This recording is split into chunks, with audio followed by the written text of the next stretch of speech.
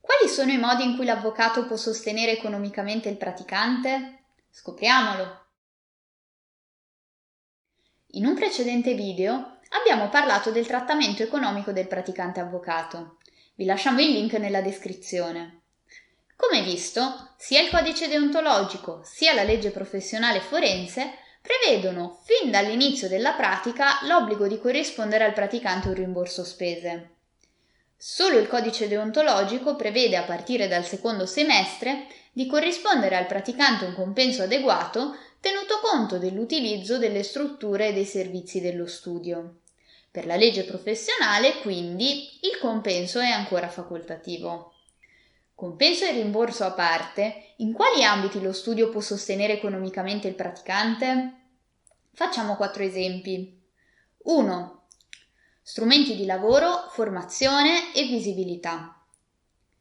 Sembrerà scontato, ma purtroppo non sempre lo è, quindi vale la pena precisarlo. Il Dominus deve mettere a disposizione del praticante, a proprie spese, ogni risorsa di studio che permetta al giovane collaboratore di apprendere una professione complessa e multidisciplinare, qual è quella dell'avvocato, e con il tempo di esercitarla sempre più in autonomia, anche in favore dei clienti apportati dal praticante stesso. Ciò significa, ad esempio, fornire al praticante un computer fisso e all'occorrenza un computer portatile sincronizzati con il cloud delle risorse di studio, un indirizzo email professionale, l'accesso alle banche dati e alla biblioteca di studio, i biglietti da visita, un profilo e una presenza sul sito, sulle pagine social e più in generale un'adeguata visibilità nella comunicazione dello studio. 2. Costi connessi all'esame di Stato. Sostenere l'esame di abilitazione alla professione comporta spese che si aggiungono ai costi istituzionali di iscrizione.